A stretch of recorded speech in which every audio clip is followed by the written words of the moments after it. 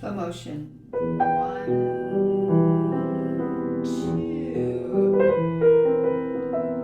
1, 2. 1, 2. Destination side.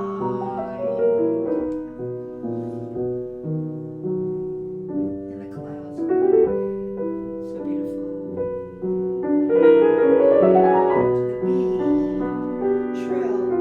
Listen to the left hand. Listen to your left hand.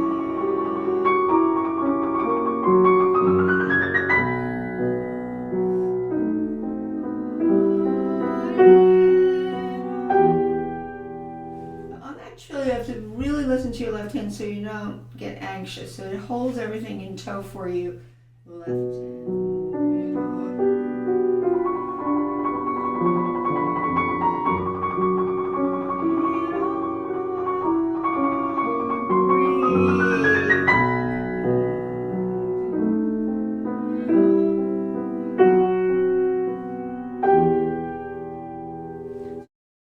This is the hard page that has a lot of ornaments.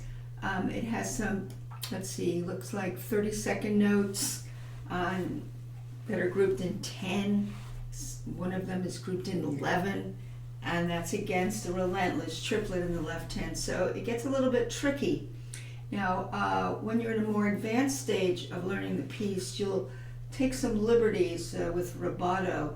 But before you can do that, you have to be a little bit more literal to get the coordination, to get intricacy of how to play, say, an 11-note chromatic scale against a triplet left hand. So I'm going to try to go over what I do when I practice this particular set of measures. We know from the last video I did that the relentless left hand uses rotation, and I think of each measure in two sets of triplets as one beat, and the other two sets of triplets in the measure as the second beat. And I'm just going to go over that left hand starting in measure 31. And we have that ground bass on the E minor bottom there, E minor chord. So we have 1, 2, a little less on the second half. When we go to a dominant, we follow that bass line, resolve it, tonic, now dominant, tonic. Notice how I always push down my tonics. And then here we have this G held through this triplet. Be careful of that. And then back to a dominant. And from that dominant, we are going to be surprised by going to a G chord instead of an E minor chord, which will bring us to a modulation. This G chord, which is spread out, becomes the sixth chord of B minor, because here it's dominant, and here it's tonic. Here we go, and a diminished chord. We have the dominant of B minor, and he's going all the way through, and finally makes it to the tonic. But the D sharp that's going to enter in the right hand is going to bring us to the primary dominant of E minor, which is a B major chord, and that. So we pretty much know the bass. Now this bass line actually is quite familiar because we had this bass line previously when we played the first opening measures and the first opening lines. The difference now is an improvisation in the right hand. So you have to know now he's decided to elaborate when the themes come back with some filigree, some trills, and some very fast notes in the right hand. Okay, so let's take a look only at the right hand. This is measure 31. So here we're going 1, only 2, then 2, 1, only 2, 3, we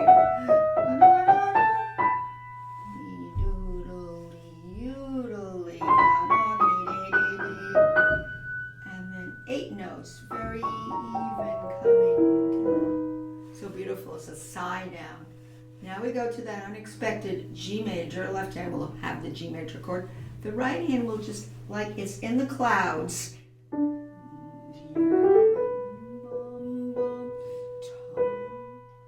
here's we have 10 notes in 30 seconds. So we have this, a B minor melodic scale starting on the 7th note. I'll go slowly here to show you that.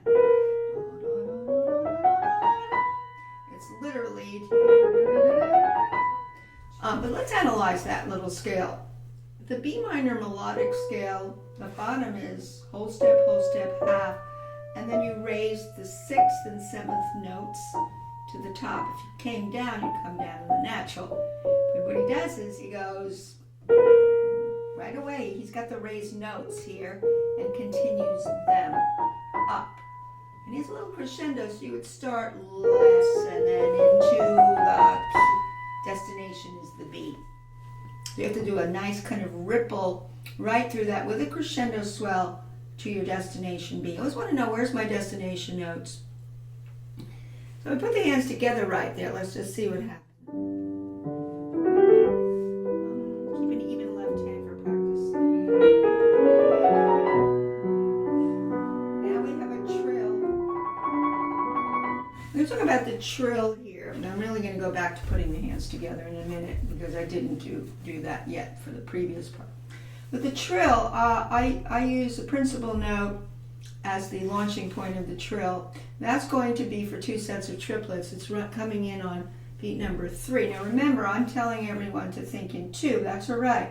But when I'm trying to teach where everything comes, I have to show all the triplets and where the hands meet. So the trill starts on the principal note.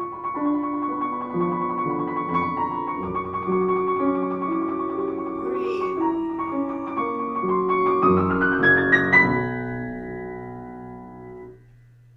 Trill, you can practice this side to side business. So loosen it up. Loosen up your trill. Rotation side to side, and then when you just use your fingers, you have the very relaxed wrists.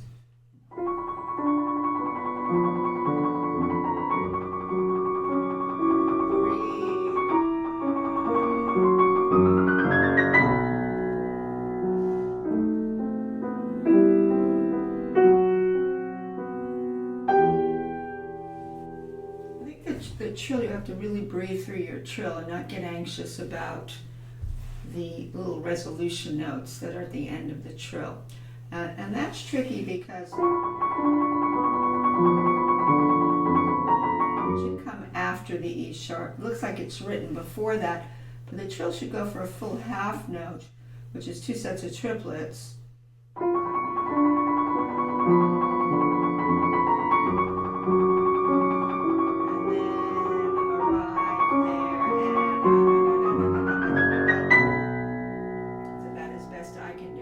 Slow motion. So I'm going to go back a little bit for as a sort of a conclusion and put everything together, but slowly. 1, 2. Now here, this has to be very even. So it's really 4 against 3. That's what's happening. 1.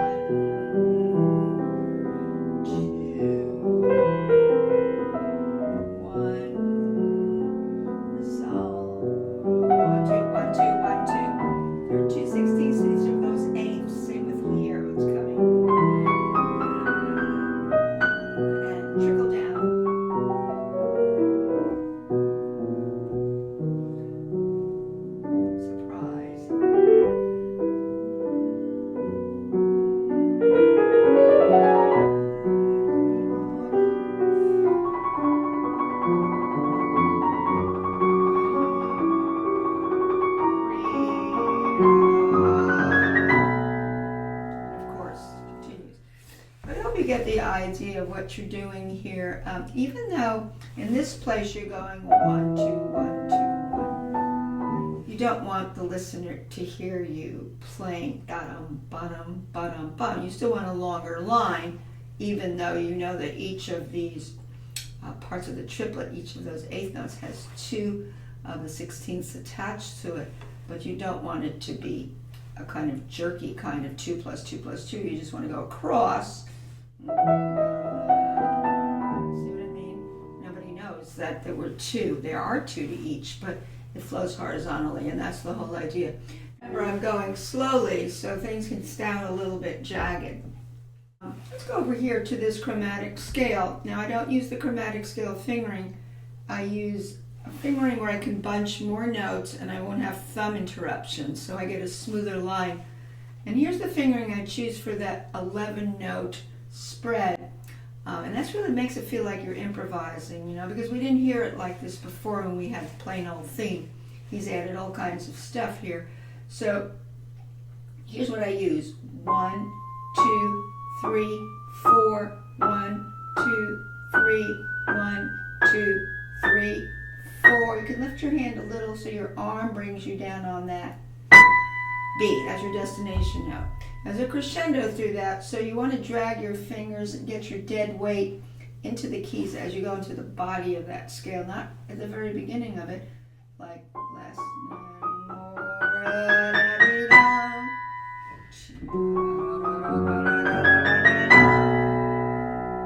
see how I did that. Remember, it's slow motion. It's going to go a lot faster because you know those eighth notes have to be moving along as the common denominator of the left hand triplet form there.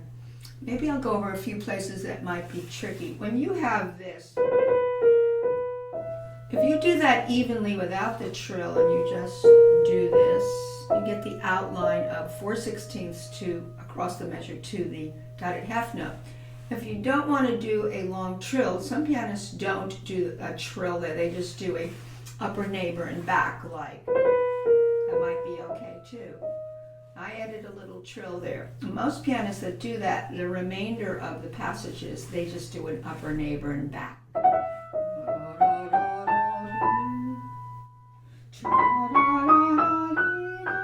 Here you want to just rotate, rotate, rotate. Let your arm just rotate over.